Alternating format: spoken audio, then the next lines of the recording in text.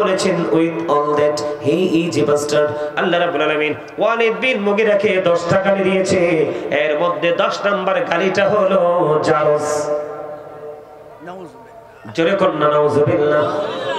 আমি আপনাদেরকে বলি, একটা ছেলের যদি পিতৃ পরিচয় না থাকে, সে যত বড় স্কলারশিপ নিয়ে আসুক না কেন, সে যত বড় মুফতি, যত বড় মুহাদ্দিস হোক না কেন, পিতৃ পরিচয় না থাকলে বন্ধু তাকে বলা হয় জারজের সন্তান।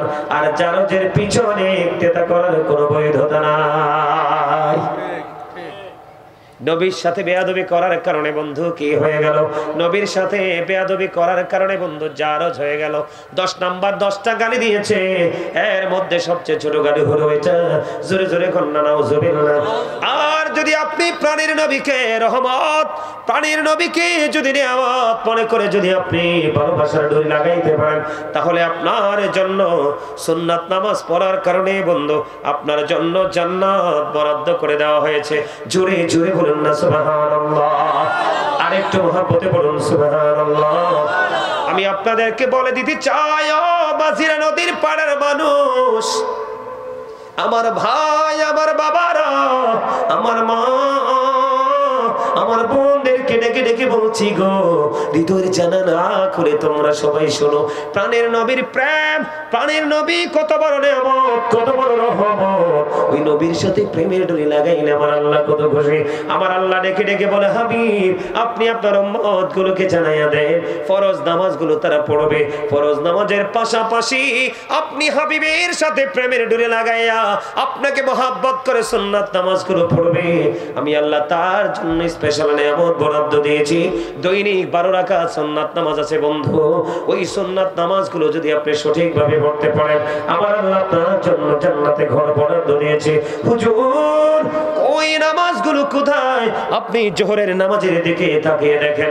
আর জোহরের ফরজের আগে 4 রাকাত এবং ফরজের পরে 2 রাকাত হলো 6 রাকাত। ফজরের নামাজে ফরজের আগে 2 রাকাত হয়ে গেল বন্ধু 8 রাকাত। ঠিক কিনা বলেন? আরো জোরে বলেন। মাগরিবের নামাজের ফরজ আপনি আদায় করলেন, আদায় করার পরে আপনি পড়ে নিলেন 2 রাকাত। এশারের 4 রাকাত ফরজ পড়ার পরে আপনি পড়ে নিলেন 2 রাকাত। এই হলো মোট 12 রাকাত নামাজ। এই 12 রাকাত নামাজ যদি প্রতিদিন প্রাণের নবীর সাথে প্রেমের ডোরি লাগাইয়া কোন বান্দা অথবা বান্দি, নারী অথবা পুরুষ আদায় করে, আমার আল্লাহ কথা দিয়েছে তার জন্য জান্নাতে ঘর বরাদ্দ।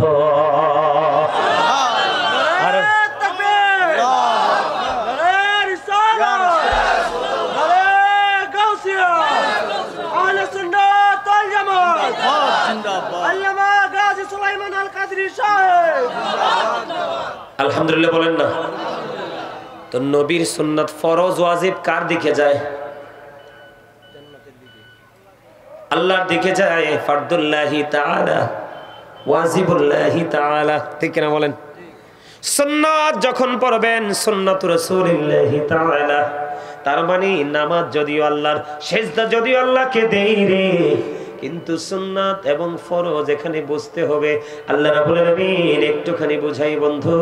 রমজান মাসে প্রতিদিন একটা রোজা রাখা ফরজ, রাতের বেলা 20 রাকাত তারাবিহ সুন্নাত। আল্লাহ রাব্বুল আলামিন জানিয়ে দিয়েছে, হাবিব দিন আমি আমার জন্য নিয়ে নিলাম, আর রাত্র আমি আপনার জন্য, আপনার উম্মতের জন্য বরাদ্দ দিয়ে দিলাম। আপনি দেখেন দিনের বেলা ফরজ রোজা রাখতে গেলে সব কিছু বন্ধ করে দিতে হয়, মুখে তালা দিতে হয়। আর নবীর প্রেমের বাগান হলো রাতের অংশটা। রাতের বেলা যখন আপনি ঢুকবেন, আপনার জন্য পুরো রাত আল্লাহ ওপেনিং করে দিয়েছে। সেহরিও খাও রাতের বেলা, তারাবিও পড়ো রাতের বেলা, ইফতার করো রাতের বেলা। তোমার মনে যত বেশি খুশি তত বেশি খাবার খাও, সেটাও রাতের বেলা। তাহলে এখানে কি বোঝা যায়? আমার নবী রহমত, আমার নবী নিয়ামত। এই নিয়ামত এত বড় নিয়ামত বন্ধু।